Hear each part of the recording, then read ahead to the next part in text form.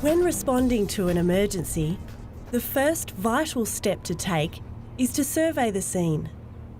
This is an overall evaluation of the situation that is made before any action is taken to help a casualty.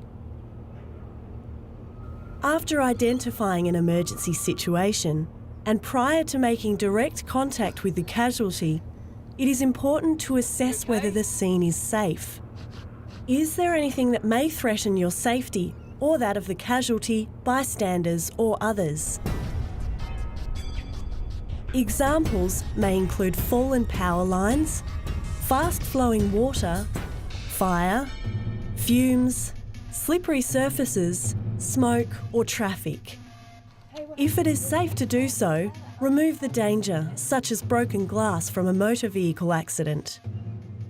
If not, leave the danger to the emergency personnel who have the training and equipment to manage the situation. The next step is to assess what has happened.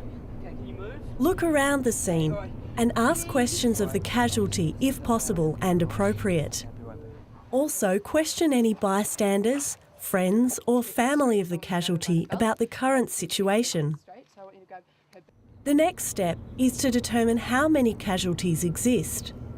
At accident scenes, there may be more than one person who requires your attention. Therefore, ask anyone present how many people may be involved. The final step in surveying the scene is to determine if there is anyone who can assist you. Look for bystanders who may be able to assist.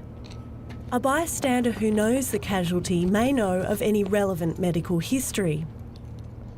Bystanders can also call for emergency services if required.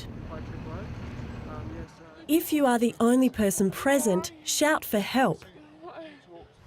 After the scene has been surveyed, there are a number of steps to take on reaching the casualty. The first is to survey the scene again. This means reassess the scene to see if it is still safe and continue looking around to make sure that you, the casualty and the bystanders are not in danger. Situations can change rapidly and you need to be alert to these changes. The next step is to identify yourself to the casualty. Position yourself so the casualty can see and hear you. Ask the casualty if they require help. Conscious casualties must give their consent before you assist them. Speak in a calm and confident manner, as this will provide a degree of reassurance to the casualty and bystanders. When dealing with children, if available, ask the supervising adult for consent. If your help is refused, stay close to the scene and casualty.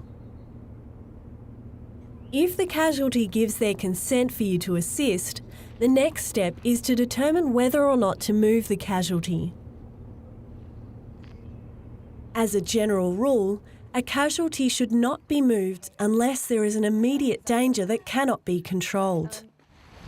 If you have to move a casualty because of immediate danger, support the head and neck and do it quickly and as gently as possible. Ensure that the emergency services have been called. When they arrive, you may be able to tell them about the casualty and the situation.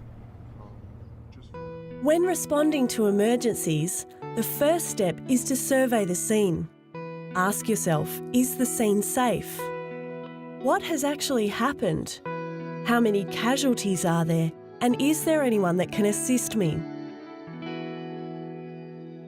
On reaching the casualty, it is important to survey the scene again, identify yourself to the casualty, and determine whether or not to move the casualty.